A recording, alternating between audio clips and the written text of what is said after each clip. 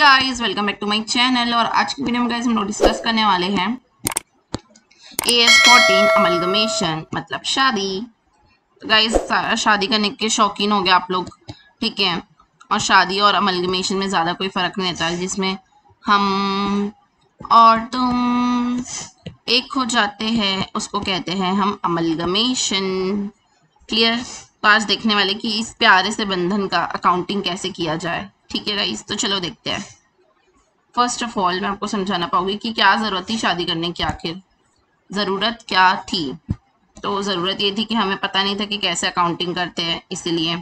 और फिर ट्रीटमेंट की, कैसे हम जब रिजल्टिंग कंपनी बन जाएगी शादी होने के बाद कैसे चीज़ें मैनेज होगी ना, मतलब क्या रिजल्टिंग कंपनी की जो गुडविल है उसका, या फिर अगर कोई रिजर्व बनता है तो उसका कैसे अकाउंटिंग करे, कैसे ट्रीटमेंट करे, ये सारी चीज़ें हमको समझने के लिए ये स्टैंडर्ड बनाया गया है। बट ध्यान रखना, ये वाला जो स्टैंडर्ड है वो बिल्कुल भी डील नहीं करता अगर आपकी कोई भी कंपनी है, उसका आपको कोई भी कंसिडरेशन ले रहे हो कैश में या फिर इन शेयर्स में, ठीक है। अगर आप एक्विजिशन करते हो तो देखो, एक्विजिशन करना अलग होता है और अमलगमेशन करना अलग होता है, इसीलिए दोनों अलग अलग टर्म है, ठीक है।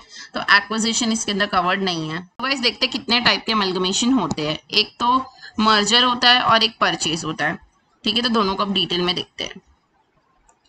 मर्जर होता है तब क्या करते हैं अपन, सारे एसेट लाइबिलिटी जो रहता है वो ट्रांसफर कर देते हैं। ये कंपनी ए थी, ये कंपनी बी थी, इनका हो गया अमलगमेशन। तो अमलगमेशन हो गया तो अब क्या होगा, सारे एसेट सारे लाइबिलिटी ट्रांसफर कर देंगे इन लोग। क्लियर।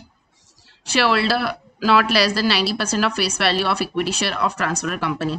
जो शेयर होल्डर रहते हैं उन लोग होल्ड नहीं कर सकते 90% से कम का ट्रांसफर कंपनी का, ठीक है। अगर ये ट्रांसफरी है, ये ट्रांसफरर है, तो जो ट्रांसफरी कंपनी का है उसके शेयर होल्डर्स ट्रांसफरर कंपनी के कम से कम 90% शेयर होल्डर होने चाहिए, ठीक है।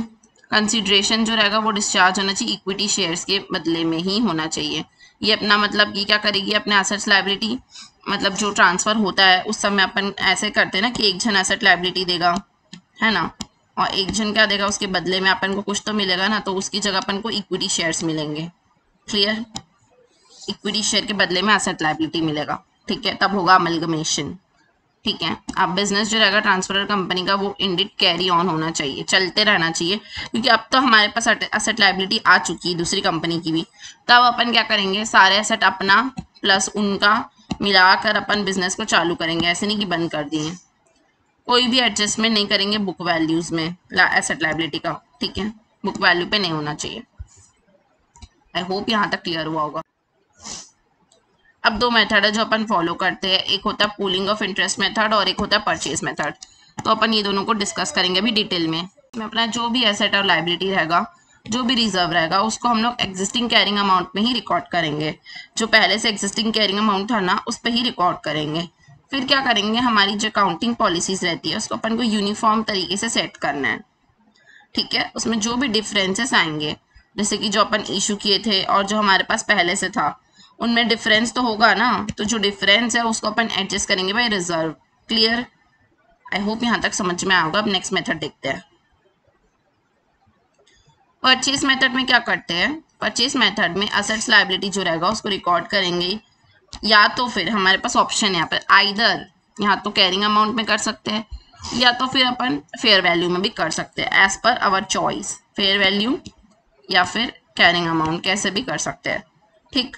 जो रिजर्व रहेगा ट्रांसफर कंपनी का और बाकी कोई स्टैट्यूटरी रिजर्व जो भी रहेंगे, उनको अपन को फाइनेंशियल स्टेटमेंट में इंक्लूड नहीं करना है। क्लियर। परचेज मेथड में अपन उनको इंक्लूड नहीं करते हैं, ठीक। नेक्स्ट, परचेज मेथड में क्या क्या कंसिडरेशन ले सकते हैं अपन, सिक्योरिटीज लेंगे, कैश लेंगे, अदर एसेट ले सकते हैं। अदर एसेट भी ले सकते हैं अगर अपन को फुलफिल नहीं हो रहा पूरा, लाइक अपन सिक्योरिटी कैश तो ले लिए बट अभी भी कम हो रहा है, तो उस केस में अपन अदर एसेट भी ले सकते हैं। परचेज मेथड में हमारा कंसिडरेशन जो रहेगा वो ज़्यादा रहेगा नेट एसेट का कंपैरिजन में, तब हम लोग का गुडविल आता है। याद रखना, जब भी हम ज़्यादा पैसे ले रहे हैं और हम लोग कम सामान दे रहे हैं तो हम इसलिए देते क्योंकि हमारा गुडविल है। जैसे कि समझ लो कि आपको मैंने 100 रुपीज़ दिया और मेरा एसेट है सिर्फ और सिर्फ 80 रुपीज़ का, तो आप बोलोगे मैम 20 रुपीज़ और दो, तो मैं बोलूँगी नहीं, गुडविल है मेरी 20 रुपये की, मैं नहीं दूँगी। बट कभी कभी ऐसा होता है कि हम 100 रुपीज़ देते हैं और हमारा सामान 150 का होता है, तो ये बोलेगा अरे 50 रुपीज़ ज़्यादा दे दिए, तो वो क्या होता है, कैपिटल रिजर्व होता है। आई होप आपको क्लियर हुआ होगा। ठीक है, जब हम कंसिडरेशन कम देते हैं तब गुडविल होता है। अब आपको हर साल डिस्क्लोजर देना रहता है, तो फर्स्ट साल क्या डिस्क्लोजर दोगे कि किस नेचर का आपका अमलगमेशन टेक प्लेस हुआ है, उसका नाम बताओगे, उसका नेचर बताओगे बिजनेस का जिसमें आपका अमलगमेशन हुआ है, कितने तारीख को हुआ था अमलगमेशन, कौन से मेथड से अकाउंटिंग करोगे और क्या स्कीम है आपकी, ये सारी चीज़ें आपको बताना पड़ेगा। देन नेक्स्ट आपको नेक्स्ट ईयर से क्या बताओगे,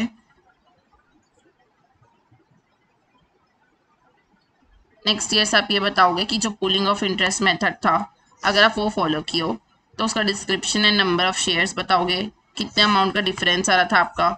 ठीक है, कौन सा मेथड, अगर आप परचेज मेथड अपनाते हो तो उस केस में आपको डिस्क्रिप्शन ऑफ कंसिडरेशन बताना है कि आप क्या पे किए थे और डिफरेंस क्या था आपका। ये डिफरेंस क्यों निकालते पता है, कैपिटल रिजर्व या गुडविल के लिए, जो मैंने आपको अभी बताया। 14 जो है वो अकाउंटिंग फॉर अमलगमेशन है। ये स्टैंडर्ड जो है वो डील करता है कि हम लोग कैसे अकाउंटिंग करें अपने अमलगमेशन के और क्या ट्रीटमेंट करें हम गुडविल और कैपिटल रिजर्व का।